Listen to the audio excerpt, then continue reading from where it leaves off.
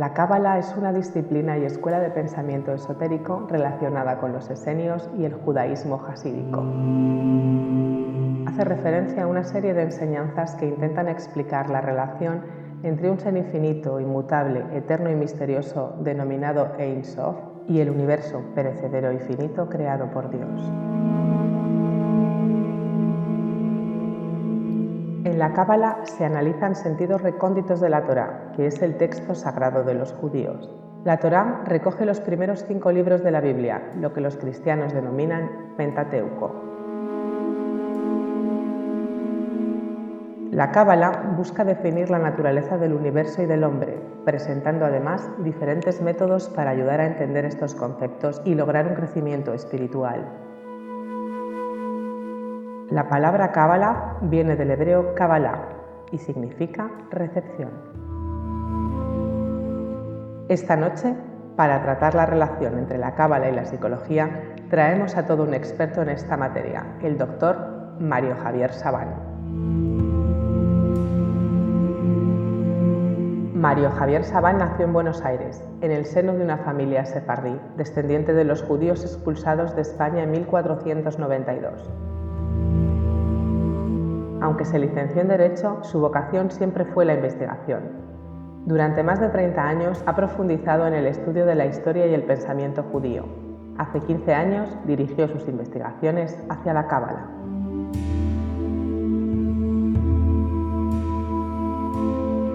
En 2008 se doctoró en Filosofía por la Universidad Complutense de Madrid.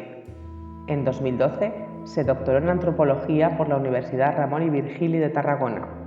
En 2015 se doctoró en Psicología por la Universidad Ramon Llull. En 2016 en Historia por la Universidad de Lleida. En 2018 en Teología por la Universidad de Murcia. Y también en 2018 se doctoró en Matemática Aplicada por la Universidad de Alicante.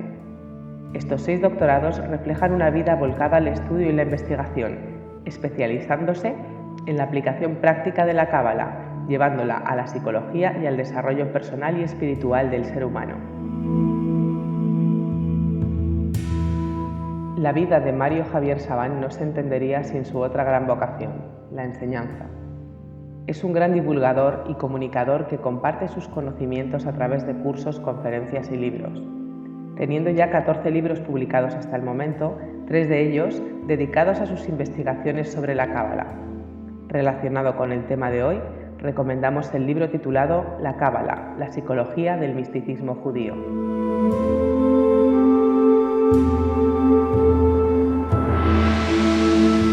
Hoy en nuestro programa hablaremos sobre la relación entre la Cábala judía y la psicología y cómo puede ayudarnos a realizar nuestro ser en todo su potencial. Para ello volveremos a tener el placer de contar como invitado con el doctor Mario Javier Sabán.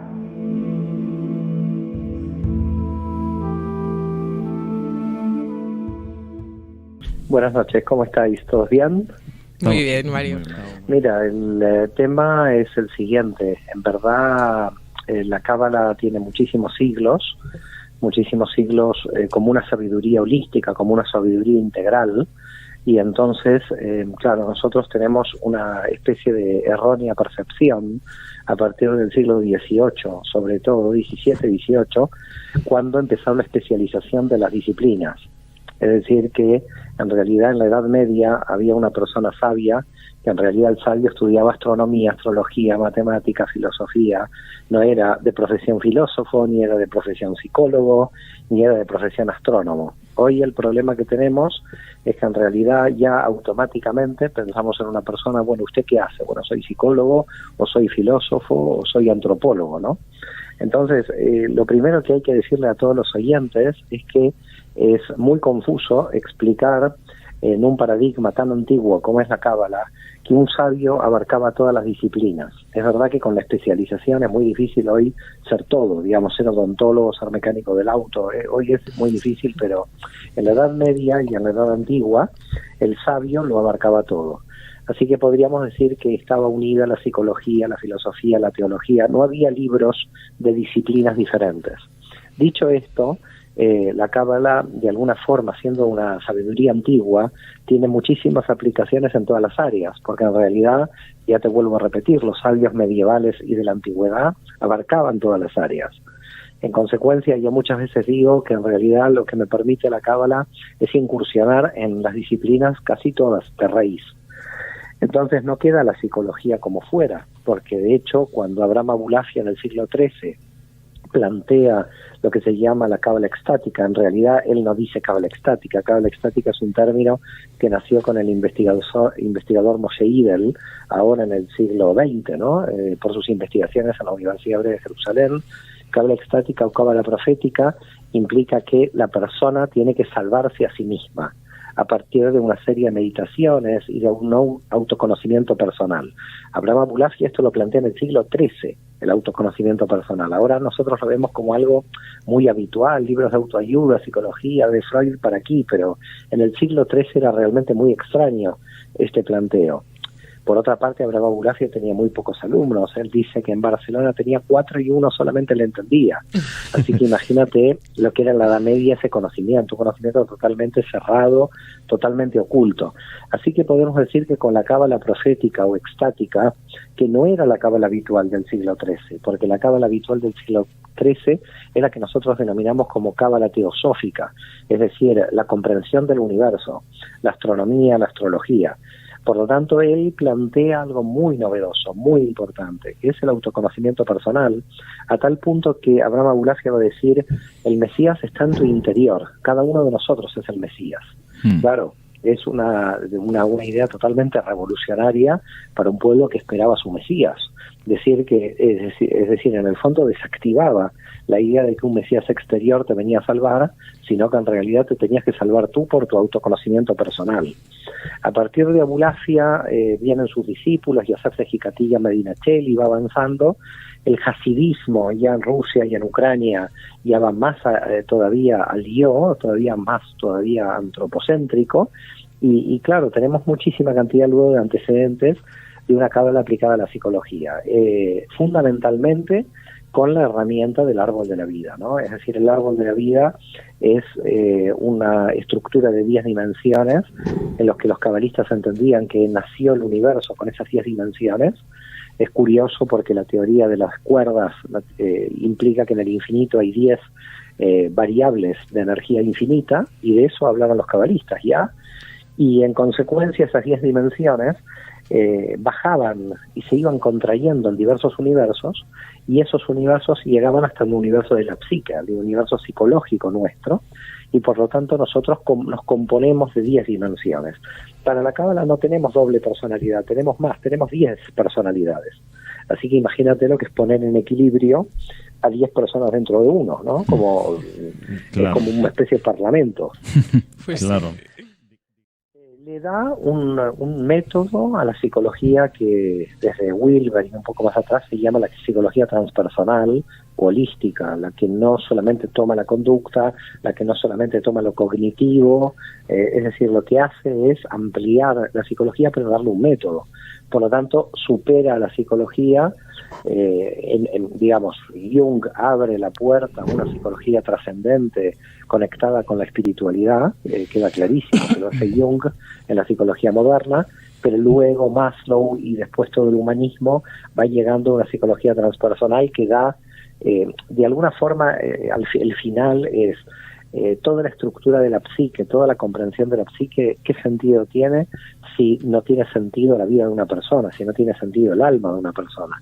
Por lo tanto, el psicólogo queda, desde el punto de vista de la Kabbalah, a medio camino, en el sentido de que, claro, si no se pregunta por qué está en este mundo y cuál es su proyecto de vida, su yo potencial, el yo solamente entra en bucle. Imagínate el psicoanálisis tradicional. Bueno, una sesión de esta semana, vamos a hablar de su padre. Bueno, mi padre me miraba mal cuando tenía 5 años. Bueno, venga la próxima semana. ¿Ahora qué hacemos? Vuelve a hablarme. Mi padre me miraba mal cuando tenía 5 años. Bueno, pero está bien. Ya cuántas veces el padre lo mira mal a la persona. Es decir, el psicoanálisis se entiende que abre la herida, la vuelve a cerrar, abre la herida, la vuelve a cerrar, entender el mecanismo de la psique, no es arreglar la psique. Esto es como yo ir al mecánico y decirle, bueno, ¿me puede arreglar el neumático? Entonces voy a la semana y no está arreglando mi neumático. Y el mecánico me dice, mire, este es el informe por el cual su neumático se ha destruido. Pero yo no vine para el informe de saber por qué el neumático se destruyó, yo vine para que usted me arregle el neumático. Con lo cual, el psicoanálisis sobre todo es un muy buen diagnóstico, pero carece de tratamiento, porque de alguna forma va a la raíz, se comprende la raíz, pero hay que darle a la persona un proyecto. Si la persona no tiene un proyecto que lo trascienda, un proyecto de sentido de su vida, todas las estructuras de análisis en la raíz que podamos hacer son falsas, no funcionan, no terminan. No podemos tener en sesiones durante 20 años a personas que nos cuenten que lo miraba mal su padre a los 5 años. Eso no arregla el neumático. Por lo tanto, lo que hay que pasar es de los informes de neumáticos rotos a ver cómo se repara. Es decir, tener una visión de futuro, y eso lo da la cábala. Entonces, Mario, ser capaces de comprender la realidad nos ayuda a comprender cómo somos y entiendo que, por tanto, a encontrar ese proyecto vital del que nos hablas. Claro, ahí está el tema. No podemos entrar en bucle, es decir, tenemos que cambiar y salir de la zona de seguridad. Por lo tanto, el proyecto vital es un proyecto que nos trasciende, entendiendo cuál es nuestra potencialidad y mirando hacia el futuro y tratando, los mecanismos se crearon en el pasado, pero la potencialidad está en el futuro. Por eso los cabalistas dicen, cuando uno se levanta a la mañana, ¿cuál es la pregunta que me tengo que hacer? La pregunta que me tengo que hacer es, ¿hoy qué voy a aprender? Del día de hoy, ¿qué voy a aprender? Y cuando me voy a dormir a la noche, preguntarme otra vez y decirme, ¿qué he aprendido hoy? Si dicen los cabalistas como Nachman de Bratslav, si a la noche, antes de dormir, una persona dice, hoy no he aprendido nada, es como si hubiera estado muerta. Esa persona no ha vivido el día, porque no ha tenido conciencia de lo que ha aprendido. Dado que la vida es un indudable proceso de crecimiento permanente. Es un crecimiento, por supuesto no lo estamos materializando, no es tener 2 autos, de ese crecimiento no estamos hablando, sino de un crecimiento permanente en el nivel de conciencia. Si tú a la noche no te respondes esta pregunta o te la respondes negativamente, algo está pasando. Y estás entrando en lo que Gurdjieff llamaba los autómatas, las máquinas, los hombres mecánicos. Y Gurdjieff lo explicaba muy bien, porque él decía, somos máquinas que tenemos vidas mecánicas y muertes mecánicas, pero no tenemos un nivel de conciencia. Y la cábala, en ese sentido, y sobre todo el árbol de la vida como método dentro de la cábala, lo que hace es dar una estructura de esas 10 dimensiones que potencialidades tienen, ¿no? Hablabas, Mario, perdona, soy Juan Carlos, Mario, hablabas, Mario, de las influencias y un poco la corriente, ¿no? Que, bueno, de Jung, de otros psicólogos o psiquiatras neofreudianos. Jung nos hablaba de ese proceso de individuación, ¿no? ¿Tendría que ver esta relación de la cábala con la psicología, empezando por ese proceso de individuación, de conocimiento de uno mismo? Sí. Quizá iría por ahí la cosa. ¿Cómo lo entendería Jung? En el árbol de la vida es un poco más complejo. Rashi, el exégeta judío de Francia, dice, el ego es bueno hasta los 40 años, después hay que destruirlo. Entonces, de lo que estamos hablando es una paradoja. En la primera parte de la vida de una persona, la persona tiene que fortalecer el yo. Es decir, es ese proceso de individuación y fortaleza del yo. Pero a partir de los 40 años, digo 40 años queda claro como símbolo, ¿no? No estamos hablando de los 40. Puede ser que gente lo empiece a hacer a los 35 y gente que a los 50. Así que los 40 es totalmente un tema simbólico que pertenece a la letra Mem del hebreo. La letra Mem pertenece al agua, el agua es un proceso de transformación y por eso la gente se bautiza. Pero no vamos a entrar en detalle y en profundidad sobre por qué 40. 40 es una cuestión simbólica. La cuestión aquí central es, en la primera etapa de la vida, no podemos ser humildes, tenemos que tener ego. Es decir, si a mí me viene un joven de 20 años y me dice, ¿yo podría hacer esa licenciatura? No, usted puede hacer 3 licenciaturas, usted puede hacer un montón de cosas. Uy, sí, se lo tiene que creer. Es decir, a uno de 20 años no lo puedes volver humilde, porque está en la construcción del yo. Y para la construcción del yo, el ego es necesario. Ahora, después de los 40, si no tienes una autoestimulación del yo, estás muy mal, porque entonces no puede venir alguien de 50 a decirme, yo podría hacer mi licenciatura. Entonces yo me pregunto, bueno, tuvo bastantes años para autoestimular el yo. y producir un proceso de buena autoestima. Entonces hay que levantar la autoestima con el ego en la primera parte, porque el ego no es malo, pero luego ya el ego tiene que ser controlado de alguna manera y canalizado para realizar un proceso de aniquilación del yo. Pero no se puede aniquilar un yo que está débil, tenemos que fortalecer primero el yo. Entonces, claro, en la vida de una persona hay como dos etapas. En la primera etapa, que el yo se las crea todas, a partir del empuje del ego, en una dimensión. Hay una dimensión que en la Cábala le llamamos, en el árbol de la vida, la Yesod. Es el ego, donde están las relaciones sociales, donde están las relaciones sexuales. El ego es muy importante. El arquetipo es Yosef, José, el que fue vendido como esclavo y luego, bueno, con los sueños llegó a ser secretario del faraón o vicefaraón, ¿no? En el Antiguo Testamento. ¿Por qué es el arquetipo Yosef? Porque en realidad él era muy ego. Cuando el padre le regaló esa manta de colores, va a los hijos, a los hermanos y les dice: mira, yo tengo manto de colores, no tengo el manto blanco como tienen ustedes. Es decir, era muy egoico. El ego de alguna manera no era malo, él se desequilibró en el ego, pero en una primera etapa termina siendo bueno hasta alcanzar el yo. Cuando una persona alcanza el yo, cuando una persona se siente que se termina el proceso de individuación, ya para la Cábala se termina, no hay proceso de individuación eterno hasta que uno se muere, sino que se termina y ahí empieza el bitul, lo que en hebreo se llama la aniquilación del yo. Es decir, lo que tenemos que hacer es trascender el yo de tal manera que el yo ahora me permita llegar a mi yo potencial. Es decir, a mí me interesa crecer tanto que ya no estoy preocupado en energías que estoy desgastando en la cuestión de mi identidad. Ya no tengo que defender ninguna identidad porque yo ya sé que soy nada. Entonces, a partir de que soy nada, entonces ya las energías de individuación y de subjetividad y de construcción del yo ya quedan apartadas y ahora mis energías van a ser para crecer. Entonces me voy a olvidar del yo, porque si estoy todo el día con el yo, entro en bucle.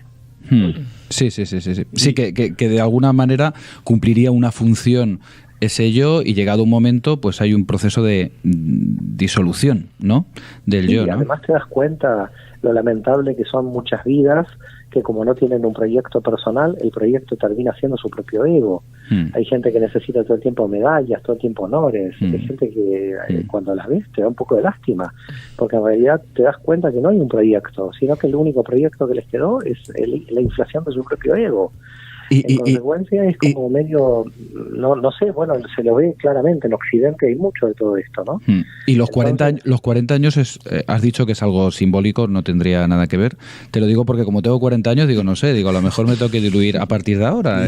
Bueno, mira, empieza quizás tu proceso será que tengas que empezar a diluirte, no quiero traerte malas noticias, pero es decir, que si tienes 1 o 2 años más, si quieres, te dejo para que sigas construyendo tu yo, pero tienes que estar terminando, ¿eh? Sí, ya está. Cuando se habla de 32 senderos de sabiduría, engloban los 22 canales y las 10 dimensiones. Y por eso se llega al número de 32. Los canales nunca son 32, los canales siempre son 22, porque corresponden a las 22 letras consonantes del hebreo, y las 10 dimensiones son anteriores a los canales y están representadas por las letras vocales del hebreo, que en realidad es una cosa muy rara, porque hablar de letras vocales en hebreo no se puede. En hebreo se llaman nekudot o nekudim, que quiere decir puntos y rayas. Las vocales en hebreo no son letras, son puntos y rayas que marcan las vocales, con lo cual nosotros nos hablamos de puntos a las vocales en hebreo, y las verdaderas letras son las consonantes. Los cabalistas decían que las vocales son el alma y las consonantes son el cuerpo, y por lo tanto el cuerpo solo sin el alma no se mueve, y las letras consonantes solas sin vocales no se mueven. En consecuencia, cuando hablamos de 32, estamos hablando de 10 dimensiones básicas que al principio de la creación no estaban unidas y que luego se tienen que unir con esos 22 canales. Y esos 22 canales llevan dentro de sí la fuerza del conocimiento, del Dat, que sería, podríamos traducirlo como la gnosis, ¿no? Y el conocimiento tiene que unir a esas dimensiones, porque el conocimiento es unión. Por eso dice el texto de Génesis, Adán conoció a Eva, es decir, se unió a Eva. Cuando hablamos de conocimiento es unión. Cualquier conocimiento en la Cábala que lleve a separarme, eso no es conocimiento.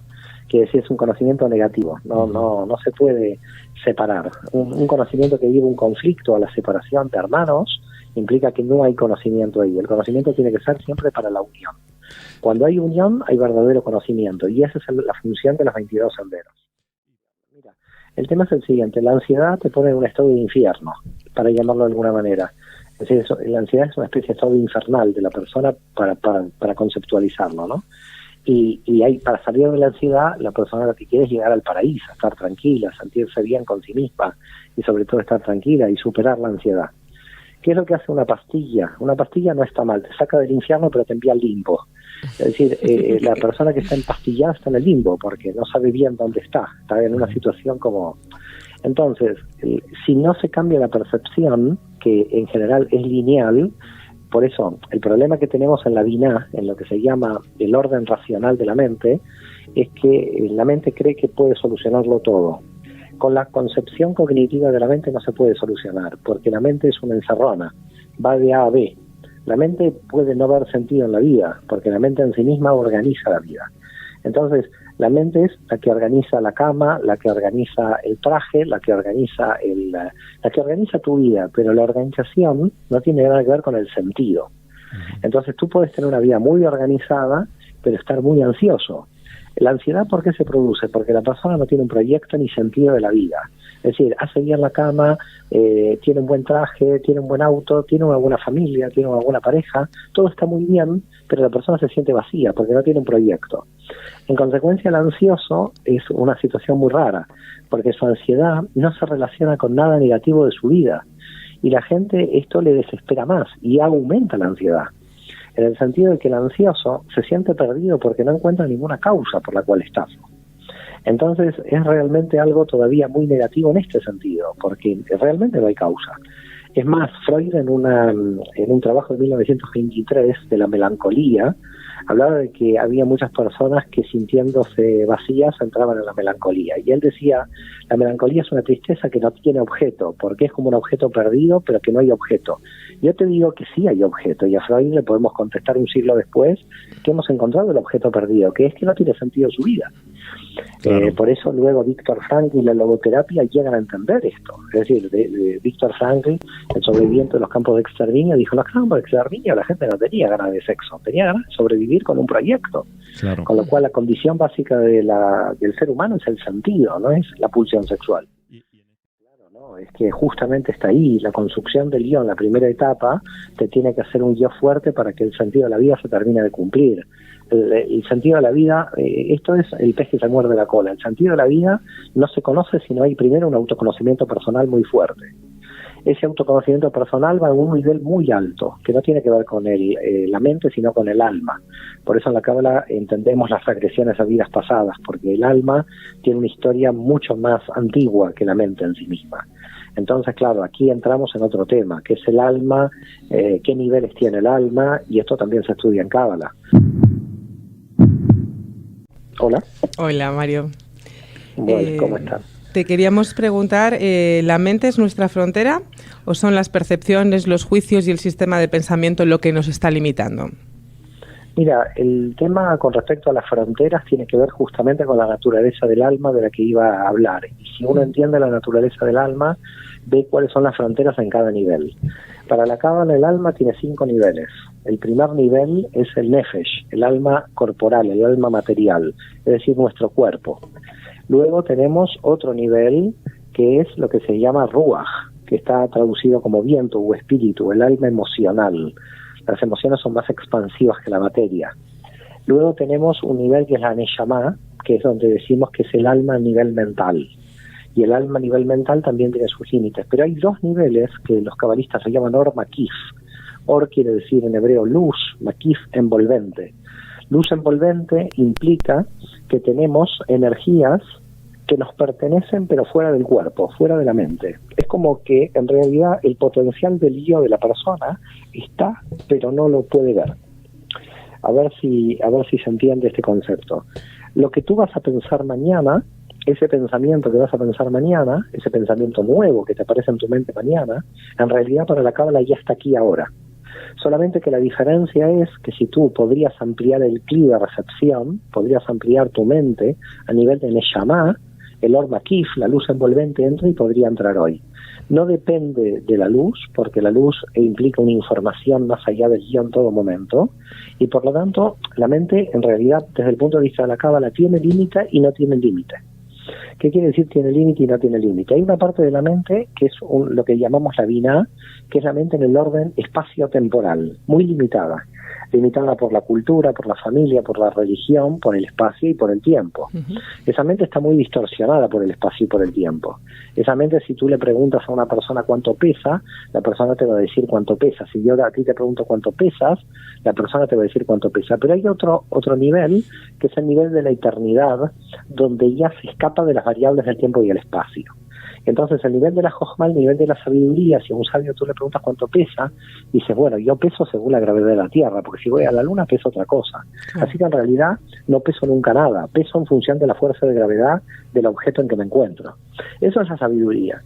El inteligente o la Binah, cuando ya responde al peso, ya directamente toma la variable de la fuerza de gravedad de la Tierra como algo que es lo que define al peso. En cambio, el sabio sabe que el peso no está definido por la gravedad de la Tierra y por lo tanto el peso no existe, porque en cada fuerza de gravedad hay otro peso. Entonces es un cambio cognitivo, un cambio de cognición. Pero la Jochma, la parte intuitiva o profética dentro de la mente, también existe, y es la que capta el Or Makif, la que capta la luz envolvente. Así tenemos una parte de nuestro cerebro limitada al tiempo y el espacio, y otra parte en la eternidad, fuera del tiempo y el espacio. ¿Qué es esa parte?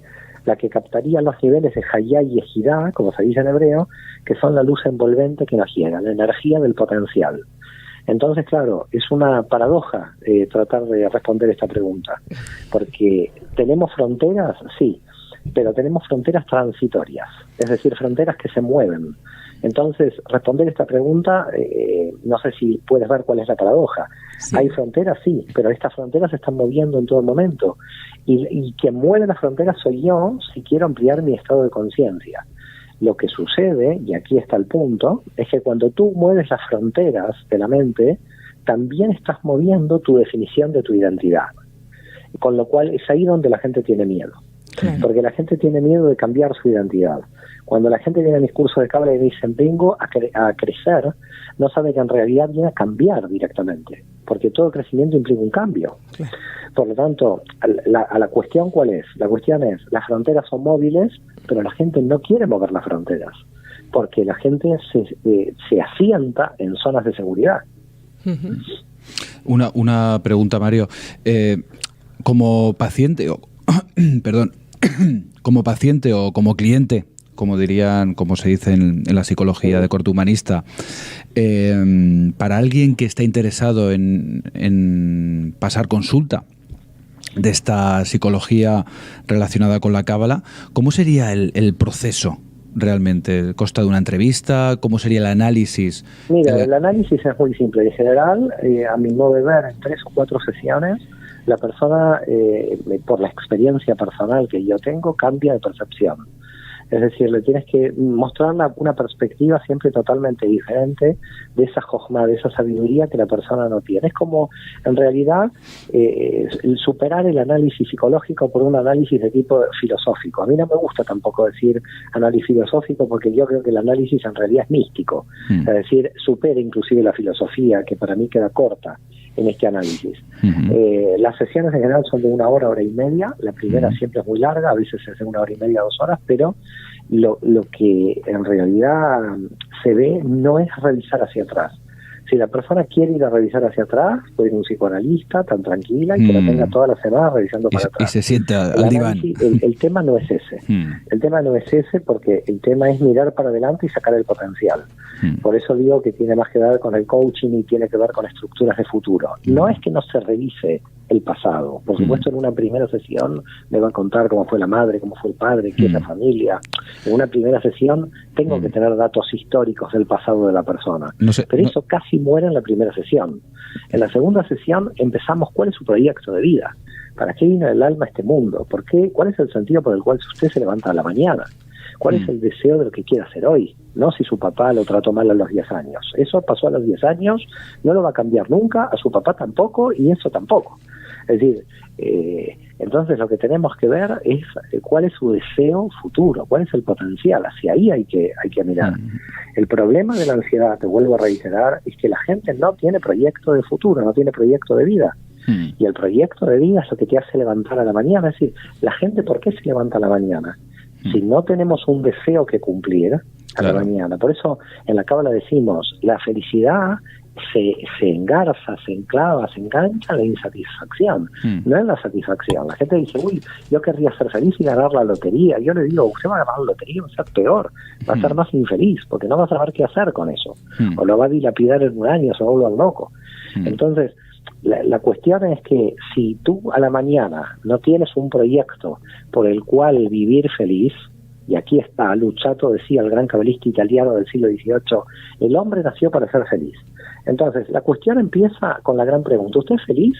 Entonces alguien me dice, sí, soy feliz. Bueno, usted no tiene que venir ni a la clase de Cábala, ni a estudiar nada. Usted es feliz, siga feliz. No lo vamos a sacar de ahí. Ahora, una persona me dice, estoy ansiosa, no vivo feliz, y no tiene un elemento por el cual tiene buena salud, tiene una buena esposa, un buen matrimonio, tiene todo bien, porque el problema aquí es que en la materia, en el exterior, la gente en general puede tener todo bien, pero es el interior el problema que tiene, es el alma que no está cumpliendo su función, no está cumpliendo con el potencial, no tiene proyecto, y por lo tanto una persona sin proyecto es una persona en triste porque no entiende para qué su alma vino a este mundo. Por tanto, hasta que no entienda por qué su alma vino a este mundo, y hay que insistir en este punto, la persona no va a ser feliz. Entonces, Mario, para una duda que tengo, porque yo habré oído como muchos, un montón de historias relacionadas con lo que es la Cábala. De hecho, yo alguna vez oí pues lo de tu número, que está relacionado con tu fecha de nacimiento, ¿no? Y todas un tanto ahí, un poquito ahí, pues mirando al pasado también, ¿no? ¿Esto tiene algo que ver con la realidad de la Cábala aplicada? Mira, yo no trabajo en la numerología ni la gematría. Yo creo que la numerología, si tú analizas el hebreo, tiene que ver más con el símbolo y la gramática del hebreo que con otra cosa. Eso puede terminar en superstición, y no creo que la cábala sea supersticiosa. La buena cábala es científica, no supersticiosa. Por tanto, que se mezclen algunos dentro de la cábala tomándola como cuestiones supersticiosas es porque no saben en profundidad lo que es la cábala y la potencia real y rigurosa que tiene a nivel conceptual, ¿no? Entonces, yo dejaría de lado todas estas cuestiones que pertenecen a otros grupos, si se quiere, y hay que tener mucho cuidado con esto. Entiendo a dónde vas. Entiendo que hay grupos que mezclan la cábala con un desconocimiento total. Hay gente que, por ejemplo, enseña cábala sin saber hebreo. Es casi imposible, eso es una cosa imposible, porque si no tienes un conocimiento del hebreo, realmente no entiendes lo que están diciendo los términos en la cábala. Por ejemplo, te voy a dar un ejemplo para que entiendas la confusión que se puede crear. Imagínate que tú en la cábala estás leyendo el término fe, ¿no? Bueno, nosotros casi todos tenemos una idea del término fe.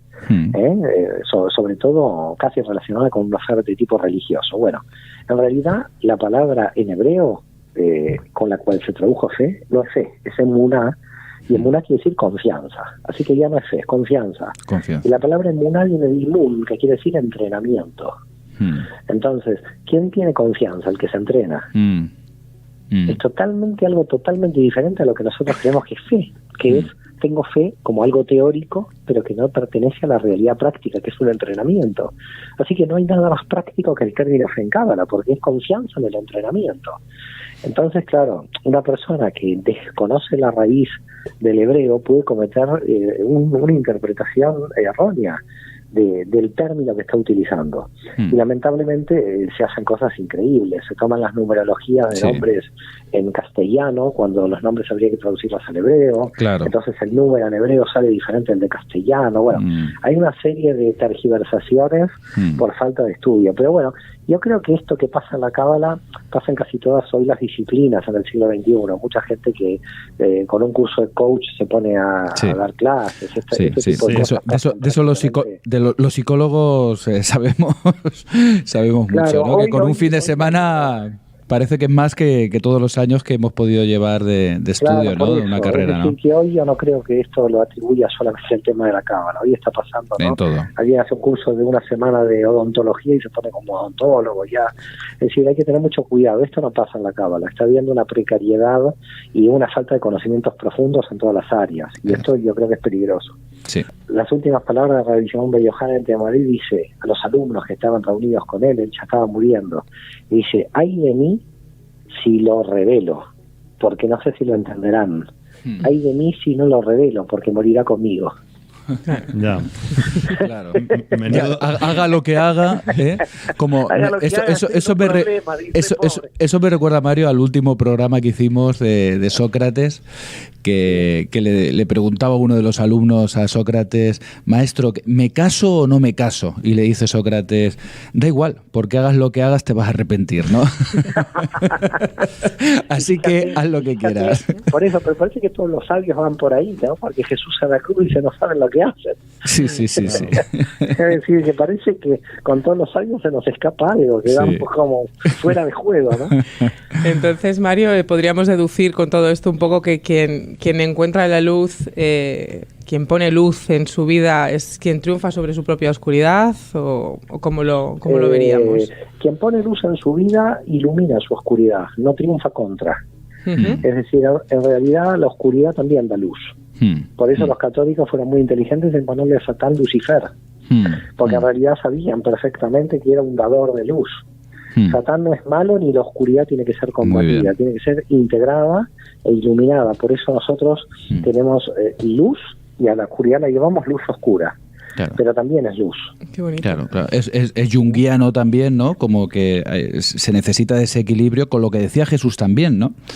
Que decía cuando le dijeron lo de los ojos, la sombra, ¿no? Las tinieblas. Pero Jesús no dijo, dice, si tuvieras mal, dijo, si tu ojo es malo, es que está lleno de tinieblas. Dice, ay de ti, ¿no? Creo que dice, ay de ti si tu luz no es más que tus tinieblas, ¿no? No que en ti no haya... Porque fíjate que Jesús, para ser Jesús, tuvo que estar 40 días y noches luchando contra Satán primero, ¿eh? Claro. En los primeros capítulos del Evangelio, Jesús no empieza la prédica. En los primeros capítulos del Evangelio, Jesús ahí dando vueltas con Satán 40 días y 40 noches con las tentaciones, ¿no?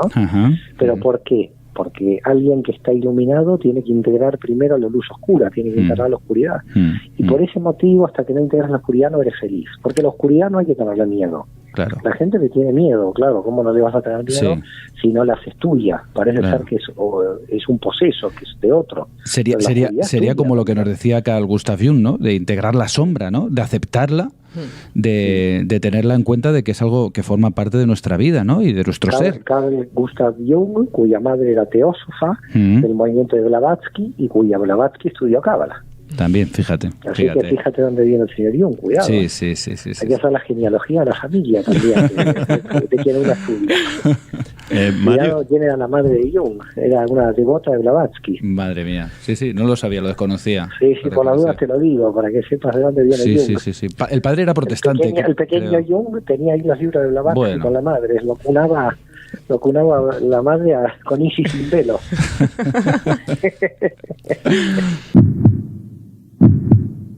Primero voy a decir algo que no sé si la gente, espero que no se suiciden en masa esta noche, porque el yo real no existe, no hay yo. En realidad yo en hebreo es ani, que si cambias las letras es ain, quiere decir nada. El yo no es nada. Y Cordovero lo que dice es muy difícil para el yo saber que es nada y saber que es yo al mismo tiempo. Es decir, Cordovero dice, es muy difícil para el ser humano entender que la existencia y la no existencia es lo mismo. En realidad nosotros somos un holograma dentro del tiempo y el espacio, pero como tales, como yo, no existimos. Existimos para dar conciencia, una conciencia universal dentro de la materia. Somos fragmentos de una conciencia universal, y por lo tanto en realidad el yo, en tanto yo, no existe. Lo que pasa es que para darle estabilidad a alguien que vive no puede estar hablando de conciencia universal todo el día, sino que alguien tiene que tener un yo. Así que el yo es un provisional que tenemos para darle forma a una conciencia universal. Esto es un nivel un poco más alto. ¿Puede ser el yo también la herramienta que tenemos para realizar nuestro propósito? Totalmente, claro, porque en realidad, pero el propósito que en un momento nosotros creemos psicológico es cósmico, es trascendente al yo. Es decir, nosotros tenemos un propósito de estructura de identidad, pero luego tenemos una identidad que está al servicio de una misión cósmica, de una misión cosmogónica. Por eso, entendiendo la cosmogonía y la estructura del universo, dice Luzzatto, si no entiendes la estructura del universo, no entiendes las limitaciones donde Dios se encuentra. Por eso la psicología, la psique da vuelta sin parar y entra en bucle, porque no es cosmogónica. Si no le das trascendencia a la psique como una conciencia que está unida a una conciencia universal, esa conciencia no sirve para nada en términos subjetivos. Sirve limitadamente, pero una persona no se puede quedar en la identidad del yo. El yo es un instrumento para salir del yo. Me gusta eso. Si tú tienes miedo de ti, vamos mal. Pero bueno, ¿qué quiere decir miedo de ti? Lo que decía aquí nuestra amiga, la parte oscura. Volvemos otra vez. Yo creo que al final, en todas el sufismo, la cábala judía, la mística cristiana, al final son todos caminos que van tomando las diversas culturas para llegar al mismo lugar. Es decir, que al final, si tú juntas Jung, mira, hemos citado Sócrates, todo es lo que Huxley decía, la filosofía perenne, ¿no? Es decir, todos son caminos culturales diseñados por diversos grupos para llegar a un mismo objetivo. Hay grupos que podríamos denominar más emocionales, porque trabajan las emociones, grupos más mentales, porque trabajan la mente, pero casi todos llegan casi a las mismas conclusiones, difícilmente. Y cuando toda la raza humana está llegando a las mismas conclusiones, claro, es que es imposible que esto no sea verdad. Es decir, puede ser, en realidad, la conclusión es que todo es mentira frente al infinito. Y por eso la única verdad es que todo es mentira. Mira, el tema es el siguiente. Yo dije de saber hebreo para los maestros, no para los alumnos.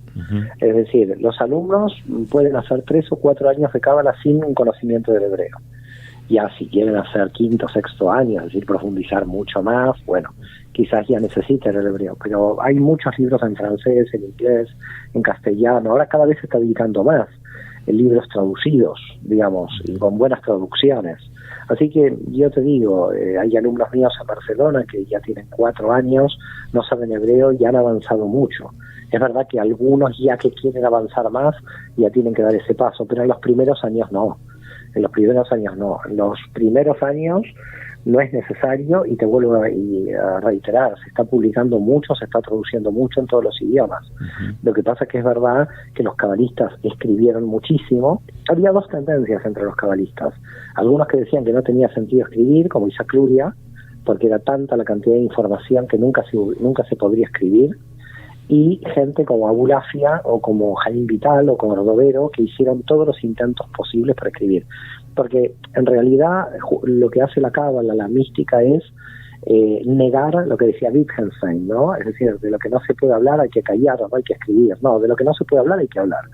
Entonces, esto es un poco la mística, es saltarse el lenguaje. Entonces, es muy difícil tener un lenguaje que se salta el lenguaje para crear un metalenguaje, para crear otro metalenguaje.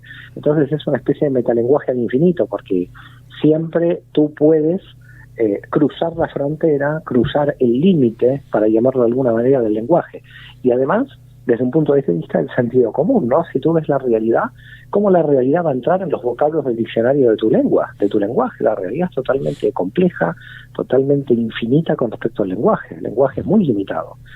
Entonces, uno de los puntos centrales en los que la cábala plantea y se estudia, y los cabalistas lo han trabajado, es cómo con un lenguaje limitado poder saltar, un poco lo que hacen los poetas, ¿no? Con la metáfora, poder saltar hacia espacios de sentido donde el lenguaje estructurado no puede llegar.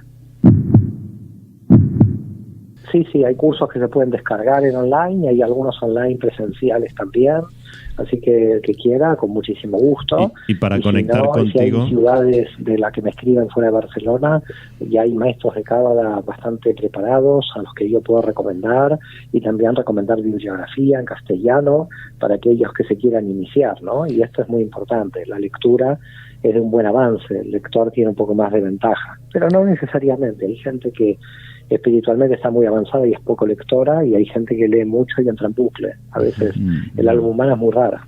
En mi página web o me ponen en Google y algo saldrá de mí, me podrán conectar. Y la verdad que con ustedes es un gran placer. Podríamos estar hablando horas y horas. Sí.